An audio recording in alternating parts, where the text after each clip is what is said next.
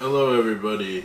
Today we watched The Fall Guy, starring Ryan Gosling and Emily Blunt. So Aiden, what is the plot of The Fall Guy? The Fall Guy is a very simple movie. There's a stuntman, Ryan Gosling, who gets injured on the set of his movie, and because of that, he withdraws from public life. He loses his girlfriend. His girlfriend becomes a famous director, and he gets back into the field to help her out. And he gets entangled in a big murder mystery and has people coming after him, and wacky hijinks and action ensue. That's all there is to it, really. That's the movie. Connor, what do you think of The Fall Guy? It was a fun enough action comedy mystery. It was immensely predictable, pretty much end to end. Yeah. There were lots of setups and payoffs where you're like, if you've seen a lot of movies, you're like, that's a setup. And they pay it off pretty predictably. Yep. You got the main bad guy, and you're like, yeah, that's who the main bad guy was gonna be. I don't think this movie bothers to break any new ground or do anything particularly deep. It's just kind of a fun action comedy with decent action and pretty funny comedy. It's a fun romp. I mean, you compare this to other movies. This movie is pretty easily comparable. The biggest thing that came to mind was the 21 Jump Street remakes from about a decade ago now. Yep. Where take cop drama from 30 years ago and reskin it for a modern day with a more comedy tilt. Yep. Add a little more action than actual mystery procedure. This does the same, where it just took some old 80s ABC TV show that ran for 100 episodes yet no one remembers, a lot of stuff. Yep. And this, I don't even think that show has anything super notable. 21 Jump Street's remembered because Johnny Depp was a star in it. Yeah, I don't think this doesn't has anything like that. This doesn't have that didn't have anything like that. I think the concept was just pretty loosely taken. I mean, it's a fun adventure movie. Goofy. I mean, Emily Blunt and Ryan Gosling were both really fun in it. Watching them on the movie sets was pretty fun. It was a lot of fun. Predictable, not very deep, not the most impressive. There was nothing mind-blowing to how it was shot or anything like that. There were cool stunts, I suppose, which is kind of what you'd expect. Yeah. From a letter to stuntmen, love letter to stuntmen or whatever. There's a couple scenes where it got a little more interesting, like the split screen scene, which was, yeah, a little cheesy. The apartment had some good action shots. It was pretty well done for action. Although everybody's kind of stepped up their action game because John Wick. But also, I think people have probably just been developing dollies and stuff that are designed for it. That too. Quick cuts, quick motion. I'm sure a lot of cinematographers are learning it because it's become fashionable in Hollywood. It's not like the Man Without a Name trilogy days where it was place the camera in wide shot and then Clint Eastwood monologues and shoots at people and then reaction shot of them falling backwards. It's a very different ball game when it comes to how stuff gets done these days. Yep. Lots more money, lots more people, lots more equipment. But my point is, it's good. It's nice. I was worried seeing the trailer that this was Ryan Gosling's John Wick clone, because pretty much any action movie I just see as a John Wick clone. Yeah. And Bullet Train, which was made by the same director, which is a lot like this movie but way worse. Definitely had some the action was trying to pull right from John Wick. Here, I think they were doing a little more 20. more It was natural. more like early 20, pre-John Wick 2010s, late 2000s action is the best way to describe it. Some car flips, some chases, some Yeah, I'm guys thinking getting hit by movies like cars. the first couple James Bond movies Yeah. from Daniel Craig, like Red and stuff like that. It's hard. I mean, it's more of the. There's a lot of cuts. There's a lot of expensive shit happening, but aside from like the apartment fight scene, it felt a lot more like broad scope action than the more personal, quick martial arts stuff we see a lot today. Yep. So yeah, I mean that was fun. I had a good couple chuckles in the movie. The movie kind of tried to balance sentimentality, action, and comedy.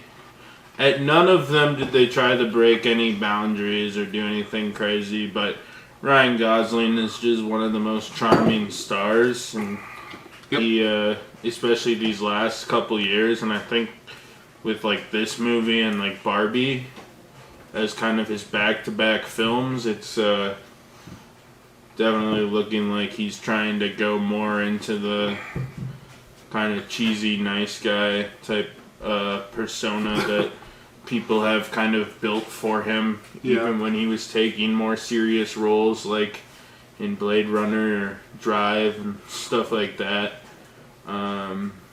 People formed this goofball. But I mean, also, I think the thing about Ryan Gosling being in a comparable role to like Ryan Reynolds as the goofball guy. He's not like a fake obnoxious douchebag doing stand-up comedy all the time. He's not just a handsome guy doing a Deadpool cosplay at a Comic-Con and getting it filmed because he's a movie star. Which, that's what the Deadpool movie was. It was pitched as Ryan Reynolds liked this Deadpool guy, and that became his whole fucking career. Yep. And Ryan Gosling, at least so far, hasn't totally jumped the shark like Ryan Reynolds has the last, like, 15 years. He's not really read it. There's a lot more, like, sentimentality and actually trying to, like, portray a character that has, like, actual... I'm not gonna say, like, this or Ken are deep, but relatively deep when compared. Like, fun, but with some sort of moral or message or sentimentality behind it, where someone like Deadpool is just a fucking fedora-wearing fucking neckbeard, like all of Ryan Reynolds' characters. He's just a morbidly obese Redditor. Yeah. He's the top That's 5 ripped. comments on Reddit under any given post where it's just some shitty pun or quip. Pretty much.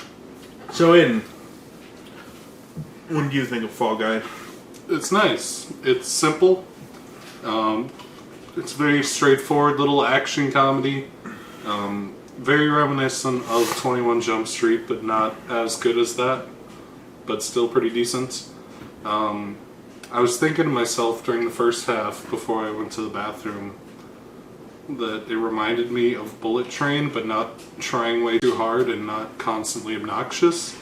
And I was surprised to learn that this was directed by the Bullet Train and Deadpool 2 guy, which are movies that are Ryan Reynolds-esque with a constantly Well, one is quipping- just literally a Ryan one Reynolds is literally movie. Ryan Reynolds.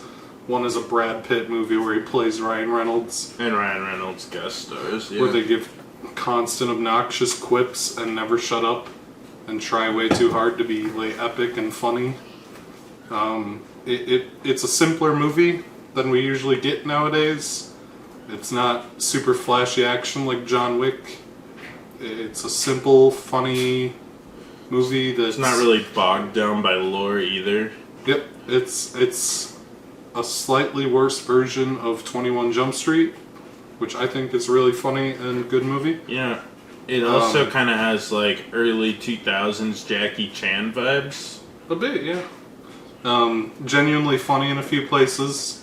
Lots of little jokes that actually land, and jokes as in like jokes and setup and punchlines instead of just sarcastic quips like we typically just get in every movie now.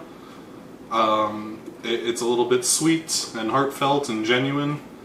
It's not like a fucking gonna make you tear up or anything, but it's a nice, simple little movie, and it's enjoyable to watch, and it's fun, and it's, you know, sometimes that's all you need. You just need something nice and simple and fun, and Ryan Gosling's very charming, and it occasionally gets a little creative, but it keeps things pretty basic, and it works for that, honestly.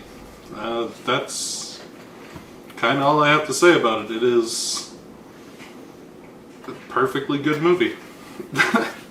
Connor, would you recommend The Fall Guy? Yeah.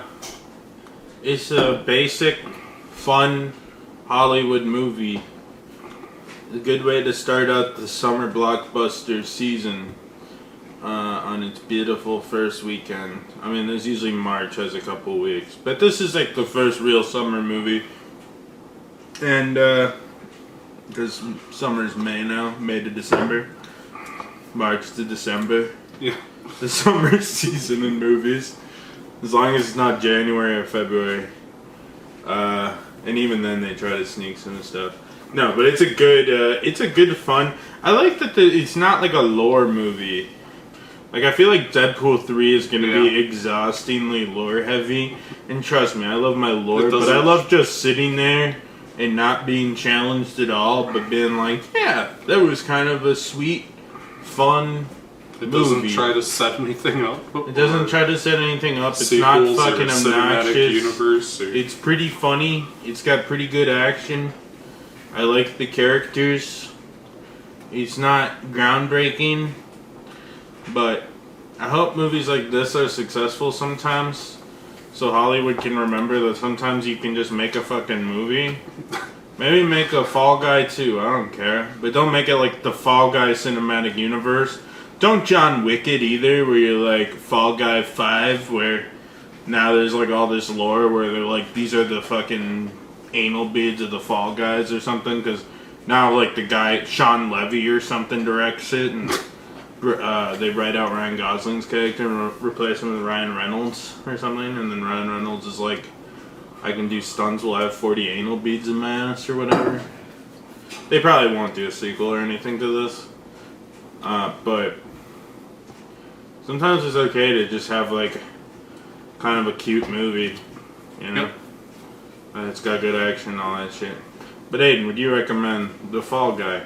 Yeah, The Fall Guy is simple and charming, and it's a nice little love letter to stunt performers who don't get much recognition or anything. It's fun, it's got some good action, it's light and breezy, it's a nice, simple watch, and kind of a remnant of an older era of movies that weren't obscenely bloated or setting up bullshit or annoying or any of that other stuff. It's simple and sweet, and yeah, I recommend it.